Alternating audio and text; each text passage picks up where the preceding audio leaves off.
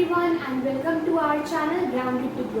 तो जैसे कि हम पढ़ रहे थे चैप्टर ग्रेविटेशन और कल की क्लास में हमने पढ़ा था ग्रेविटी क्या होती है और साथ ही साथ फ्री फॉल के बारे में। हमने पढ़ा था कि बेसिकली जब भी कोई ऑब्जेक्ट फ्री फॉल होता है यानी कि अगर हम उसे किसी हाइट से फेंकते हैं और वो ग्राउंड पे आता है only because of the gravitational force then that is called free fall.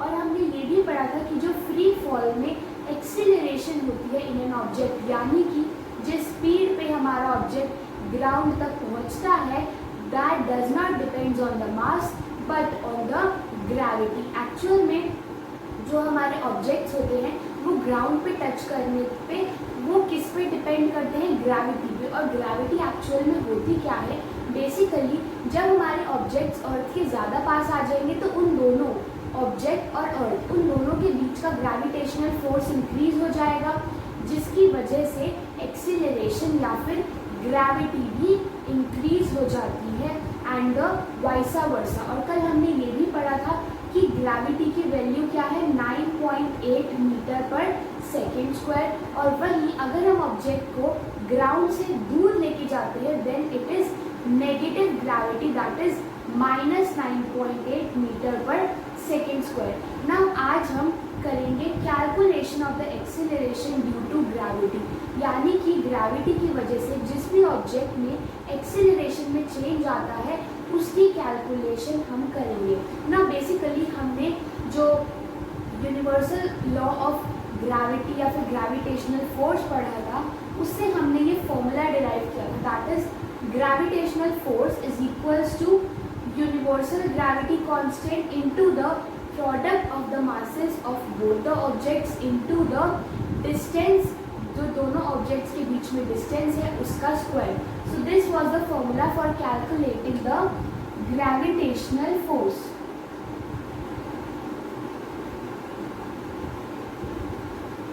Right, ये हमारा फॉर्मूला था ग्रेविटेशनल फोर्स को कैलकुलेट करने का जिसमें force is equals to universal gravity constant जिसकी वैल्यू होती है 6.67 into 10⁻⁻11 newton metre square upon kilogram newton kilogram square upon metre square ना into n1 into n2 upon में डिस्टेंस का स्क्वायर ना बेसिकली। और हमने जो हमारे लॉज पढ़े थे जो सेकेंड चैप्टर में हमने force and laws of motion पढ़ा था उसमें हमने ये पता लगाया था that force is equals to mass into acceleration.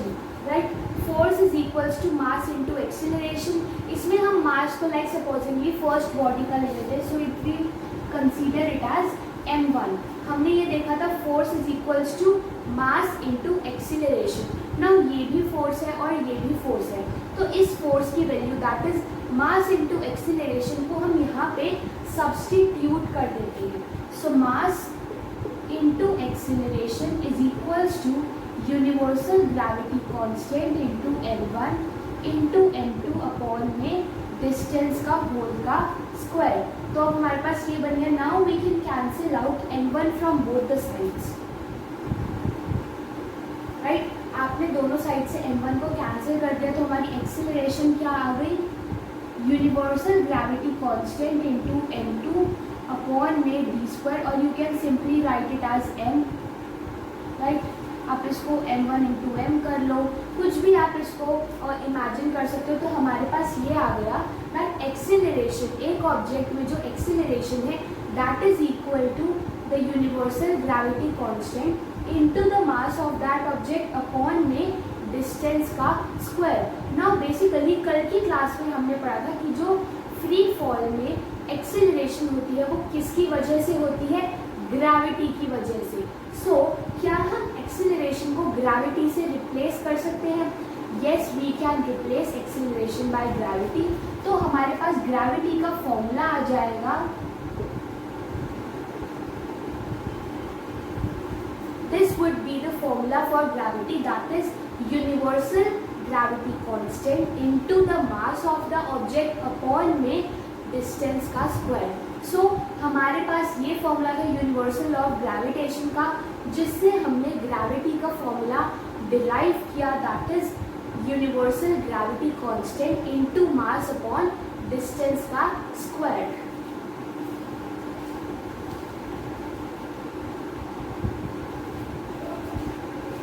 तो अभी हमने पढ़ा कि ग्रेविटी की वैल्यू को अगर हमें फाइंड आउट करना है किसी भी ऑब्जेक्ट की, then we have the formula that is gravity is equals to universal gravity constant into उस ऑब्जेक्ट का मास अपॉन में उस ऑब्जेक्ट की डिस्टेंस का स्क्वायर। आप बेसिकली स्मॉल जी और बिग कैपिटल जी को एक दूसरे के साथ कंफ्यूज मत करना। This small G is the universal gravity constant, यानी कि वो ग्रेविटेशनल वैल्यू जो हर एक ऑब्जेक्ट पे एक्ट करती है। लेकिन ग्रेविटी क्या होती है, जो फ्री फॉल में अगर कोई ऑब्जेक्ट एक्सीलरेट होता है तो वो किस रेट पे एक्सीलरेट होता है, that is gravity, right. So these both gravity and the universal gravitational constant are two different terms. ना इस केस में अब हम अर्थ की ग्रेविटी कैलकुलेट करेंगे, जिसके लिए हमें क्या चाहिए होंगी, ये three values, that is universal gravity constant, the mass of the earth and the distance of the earth. ना यूनिवर्सल ग्रेविटी कांस्टेंट की वैल्यू हमें पता है क्या होती है, 6.7 इंटू 10⁻⁻11। अब हमें पता करना है mass of earth. Mass of earth हमें ऊपर दिया हुआ है, that is 6 into 10⁻24। So I can write 6 into 10⁻24 upon में डिस्टेंस का स्क्वायर, यानी कि जो अर्थ का डिस्टेंस है, अर्थ का जो रेडियस है उसका स्क्वायर। नाउ अर्थ का जो डिस्टेंस है it is given as 6.4 into 10⁻6। सो 6.4 इंटू 10⁻6 का होल का स्क्वायर। आपको ये भी ध्यान रखना है कि जब आप स्क्वायर कर रहे हो तो होल वैल्यू का स्क्वायर होगा, कहीं आप 6.4 का कर दो या कहीं आप 10.6 का कर दो, आपको पूरी वैल्यू का स्क्वायर करना है। तो ये मैंने ग्रेविटी में वैल्यूज पुट कर दी ताकि मैं अर्थ की ग्रेविटी निकाल सकूँ, और जब आप इसको पूरा सॉल्व करोगे you will get the answer as 9.8 metre per second square, right. तो ये आ गई हमारी अर्थ की ग्रेविटी, यानी कि जो अर्थ है वो किसी भी फ्रीली फॉलिंग जो बॉडी है उसको किस रेट पे एक्सीलरेट करेगी, at the rate of 9.8 metre per second square.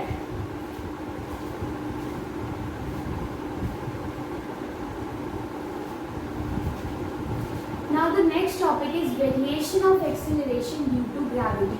Actual में हमने अभी पढ़ा कि ग्रेविटी की वैल्यू क्या है, 9.8 मीटर पर सेकेंड स्क्वायर। लेकिन ये जो वैल्यू है that is 9.8 metre per second square, ये एक फिक्स्ड वैल्यू नहीं है। यानी कि अगर आप अर्थ के डिफरेंट रीजन्स में डिफरेंट एरियाज में होंगे तो उस एरिया के हिसाब से जो अर्थ की ग्रेविटी है दैट विल ऑल्सो वेरी। अब बेसिकली जो अर्थ की ग्रेविटी है वो किस वजह से वेरी करेगी, इसको समझने के लिए हम ग्रेविटी का फॉर्मूला लिखते हैं। ग्रेविटी का फॉर्मूला क्या होता है, G इंटू एम अपॉन में डी स्क्वायर, राइट। यही फॉर्मूला होता है ग्रेविटी कैलकुलेट करने का, that is universal gravity constant in mass upon distance. अब हमने पढ़ा था कि एक्चुअल में फ्री फॉल में हमारे पास जो एक्सीलरेशन है वो मास पे डिपेंड नहीं करती है। यानी कि अगर हमारे ऑब्जेक्ट का, हमारी बॉडी का कुछ भी मास होगा तो उससे जो हमारी ग्रेविटी है वो इफेक्ट नहीं होगी। यानी कि जो मास है वो तो हमारे ऑब्जेक्ट की एक्सीलरेशन, उसकी ग्रेविटी को इफेक्ट नहीं करेगा, और जो यूनिवर्सल ग्रेविटी कांस्टेंट है वो तो कांस्टेंट ही रहता है हर केस में, चाहे कोई भी केस हो। तो यानी कि यूनिवर्सल ग्रेविटी कांस्टेंट भी इफेक्ट नहीं करेगा ग्रेविटी की वैल्यू को। तो अब आखिर चीज़ क्या बची जो इफेक्ट कर सकती है ग्रेविटी की वैल्यू को, that is the distance. Actual में हमारी अर्थ जो है वो कोई सर्कुलर नहीं है, but it is an elliptical body. यानी कि जो हमारी अर्थ है that is also an elliptical body in the form of a ellipse, तभी उसके दो पोल्स हैं and it is bulged out, right. So ऐसे ये जो सब है it is about our earth.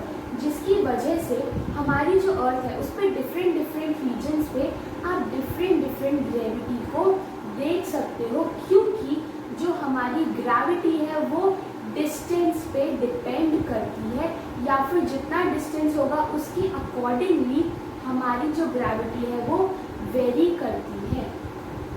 The value of g, that is gravity, is not constant and it depends on the distance between two objects or where or in which part of the earth you are. So the value of gravity is not constant, that is 9.8 meter per second square. The value of gravity is maximum at the poles and it is minimum at the equator. अब basically ये line जो मैंने लिखी है that is it is maximum at the poles and minimum at the equator. आपने ये तो पढ़ा होगा ना कि जो इक्वेटर है वो लॉन्गेस्ट लाइन है, राइट? जो इक्वेटर है वो लॉन्गेस्ट इमेजिनरी लाइन है जो हमारे अर्थ के अराउंड है। तो यानी कि इक्वेटर पे डिस्टेंस क्या हुआ? ज़्यादा। डिस्टेंस ज़्यादा होगा तो ग्रेविटी क्या होगी? कम, क्योंकि ग्रेविटी और डिस्टेंस का इनवर्स रिलेशन है। Gravity is in inverse relation with the distance. तो यानी कि अगर मेरा डिस्टेंस बढ़ेगा तो ग्रेविटी कम होगी और अगर डिस्टेंस कम होगा तो ग्रेविटी इंक्रीज होगी। तो अब देखो जो हमारा इक्वेटर है that is the longest imaginary line, यानी कि डिस्टेंस ज़्यादा। डिस्टेंस ज़्यादा तो उसके ऑपोजिट जो ग्रेविटी है वो कम। तो यानी कि जो हमारी इक्वेटर है उस पे हमारी ग्रेविटी इज मिनिमम, और जो हमारे पोल्स हैं that is the north pole and the south pole, उन पोल्स का जो डिस्टेंस होता है वो काफ़ी स्मॉल होता है, या फिर आप उनका रेडियस देख लो। ऑब्वियसली जो हमारा इक्वेटर है उसका रेडियस इतना ज़्यादा होगा, तो वही जो पोल्स हैं उनका रेडियस इतना सा होगा। तो यानी कि हमारा डिस्टेंस कम तो ग्रेविटी ज़्यादा। यानी कि जो हमारे पोल्स होते हैं the north pole and the south pole, वहाँ पर ग्रेविटी मैक्सिमम होती है, और जो हमारा इक्वेटर है वहाँ पर हमारी ग्रेविटी सबसे कम या फिर मिनिमम होती है। नाउ द नेक्स्ट पॉइंट, हमने पढ़ा gravity is 9.8 metre per second square, और हमने कल की क्लास में ये भी पढ़ा था कि gravity can be retarded as well, यानी कि हमारी gravity -9.8 metre per second square भी हो सकती है। यानी कि अगर कोई ऑब्जेक्ट, सपोज ये अर्थ का सरफेस है, अगर कोई ऑब्जेक्ट यहाँ पर है देन इन दैट केस हमारी ग्रेविटी पॉजिटिव होगी, क्योंकि हमारा ऑब्जेक्ट अर्थ की तरफ आ रहा है। लेकिन अगर हम ऑब्जेक्ट को अर्थ से दूर लेकर जा रहे हैं या फिर उसे ऊपर थ्रो कर रहे हैं, तो उस केस में जो अर्थ है और जो वो ऑब्जेक्ट है उनका डिस्टेंस इंक्रीज हो रहा है, यानी कि हमारी ग्रेविटी भी नेगेटिव हो जाएगी। And in the opposite case as well, ये मेरा अर्थ का सरफेस है और मैं बॉल को लाइक सपोजिंग एक बेसमेंट है वहाँ पे थ्रो करती हूँ, तो उस केस में भी जो मेरी ग्रेविटी है वो नेगेटिव हो जाएगी, क्योंकि मेरी अर्थ और जो बॉल या ऑब्जेक्ट है उन दोनों के बीच का डिस्टेंस इंक्रीज होगा, जिसकी वजह से मेरी gravity would be retarded. So the third point is gravity is maximum on the surface of earth, यानी कि अर्थ के सरफेस पे ग्रेविटी मैक्सिमम होती है and it keeps on decreasing on going above और इनसाइड द अर्थ सरफेस। यानी कि हमारा जो अर्थ का सरफेस है उस पर हमारी ग्रेविटी मैक्सिमम होती है, लेकिन जब हम या तो अर्थ के सरफेस से ऊपर जाते हैं या फिर अर्थ के सरफेस के बिलो जाते हैं, तो दोनों ही केसेस में जो हमारी ग्रेविटी है दैट डिक्रीजेस।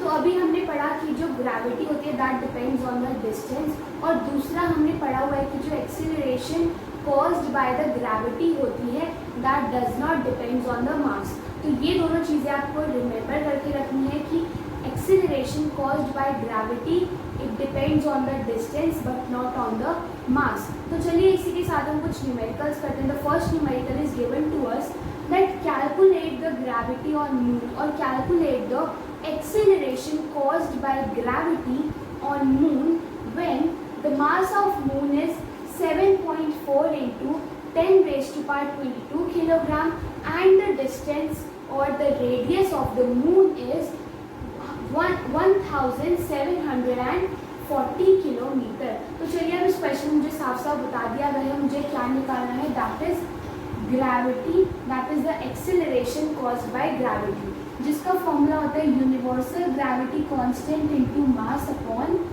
डिस्टेंस का होल का स्क्वायर। अब बेसिकली इसमें मुझे ग्रेविटी निकालनी है, यूनिवर्सल ग्रेविटी कांस्टेंट यानी कि वो ग्रेविटी की वैल्यू जो पूरे यूनिवर्स में सेम रहती है, तो चाहे वो अर्थ हो या मून हो या मार्स हो, ये वैल्यू हमेशा सेम ही रहती है। तो यूनिवर्सल ग्रेविटी कांस्टेंट की वैल्यू हमें पता है 6.7 into 10 raised to power -11, right, this is the value of universal gravity constant. अब हम मास देखते हैं, मास की एसआई यूनिट क्या होनी चाहिए, किलोग्राम। क्या हमारा मास किलोग्राम में है? Yes, so we can directly put this value that is 7.4 into 10 raised to power 22, right. अब हम आगे आते हैं डिस्टेंस को लेकर, डिस्टेंस की एसआई यूनिट क्या होनी चाहिए, मीटर। लेकिन आप देखो जो हमारा डिस्टेंस है that is given in kilometre, यानी कि जो हमारा डिस्टेंस है 1740 किलोमीटर, उसे हमें मीटर में कन्वर्ट करना पड़ेगा। आपको पता होगा 1 kilometre is equals to 1000 metre, तो यानी कि ये जो वैल्यू है इसे मैं मीटर में कन्वर्ट करने के लिए 1000 से मल्टीप्लाई कर सकती हूँ। सो मेरा डिस्टेंस कितना आ जाएगा 1740 इंटू 123 मीटर, ये मेरा डिस्टेंस आ गया इन मीटर। अब मैं इसको 10 की पावर्स में लेके जाती हूँ तो 1 2 3 4 5 6, सो 1.74 into 10 raised to power 6 metre. अब अगर आपको ये पूछना चाह रहे हो कि मैंने 10.6 कैसे लिखा, लेट मी टेल यू। देखो 3 zeros तो यहाँ पे थे, क्या मैं इसे 10 की पावर 3 लिख सकती थी? ऑब्वियसली लिख सकती थी। अब मैंने यहाँ से भी 3 नंबर्स छोड़कर यहाँ पर पॉइंट लगा दिया, तो यानी कि ये भी मेरे 3 प्लेसेस हो गए, जिसकी वजह से मैंने यहाँ पे लिख दिया 1.74 इंटू में 10 raised to power 6 मीटर। तो अब मेरा डिस्टेंस भी एसआई यूनिट में आ गया, that is 1.74 into 10 raised to power 6 का होल का स्क्वायर। तो ये मैंने वैल्यूज पुट कर दी, that is universal. Now let us do an another question. ये क्वेश्चन बहुत ही इजी है लेकिन थोड़ा सा ट्रिकी है, चलिए पढ़ते हैं। The earth gravitational force causes an acceleration of 5 metre per second square in 1 kilogram mass, यानी कि जो अर्थ की ग्रेविटी है, अर्थ का जो ग्रेविटेशनल फोर्स है, उसकी वजह से एक 1 किलोग्राम के मास में एक ऑब्जेक्ट जिसका मास है 1 किलोग्राम, उसमें एक्सेलरेशन होती है at the rate of 5 metre per second square. अब हमें आगे क्या पढ़ना है, चलिए पढ़ते हैं आगे क्या बताना है क्वेश्चन में। How much would be the acceleration of a 3 kilogram mass at the same place. अब हमें पूछा गया है कि अगर हम उसी जगह पे जहाँ पे हमने 1 किलोग्राम मास को 5 मीटर पर सेकेंड पे अर्थ में एक्सेलरेट किया, उसी प्लेस पे अगर एक 3 किलोग्राम का मास होता तो उस बॉडी को अर्थ कितने रेट पे एक्सेलरेट करती। अब आप अपने माइंड में रिकॉल करो कि हमने क्या पढ़ा था, जो ग्रेविटी है या जो एक्सेलरेशन कॉज्ड बाय ग्रेविटी है वो किन फैक्टर्स पे डिपेंड करता है। ग्रेविटी का फॉर्मूला क्या होता है, ये फॉर्मूला होता है gravity equals to universal gravity constant into mass upon distance का स्क्वायर। और हमने पढ़ा था कि जो ग्रेविटी है वो यूनिवर्सल ग्रेविटी कांस्टेंट पे भी डिपेंड नहीं करती, ना ही मास पे डिपेंड करती है, यानी कि अगर को हम 2 डिफरेंट बॉडीज़ को जिनका डिफरेंट मासेस है उन्हें एक ही जगह से फेंकते हैं तो भी वो दोनों सेम रेट पे एक्सेलरेट होती हैं। और जो हमारी ग्रेविटी है वो सिर्फ किस पे डिपेंड करती है, डिस्टेंस पे। तो यहाँ पे आप देखो डिस्टेंस यानी कि हमारा प्लेस तो सेम है, यानी कि जो हमारी ग्रेविटी है वो दोनों केसेस में सेम होनी चाहिए, क्योंकि हमारी दोनों प्लेसेस सेम है। तो लेकिन हमारा यहाँ पे मास डिफरेंट दिया हुआ है, but we know that acceleration does not depends on mass, यानी कि चाहे मेरा 1 किलोग्राम का ऑब्जेक्ट हो या मेरा 3 किलोग्राम का ऑब्जेक्ट हो, मेरे दोनों ही ऑब्जेक्ट्स सेम रेट पे एक्सिलरेट करेंगे, that is 5 metre per second square. तो इसके आंसर में आप क्या लिखोगे, that we know acceleration does not depends on mass, so the 3 kilogram mass, the object that has weight of 3 kilogram will also accelerate at the same rate, that is 5 meter per second square, at which the 1 kilogram weighted object will accelerate। तो आज की class हम यही खत्म करते हैं। Do like our videos and subscribe to our channel Grounded to Grow for more related videos. Thank you.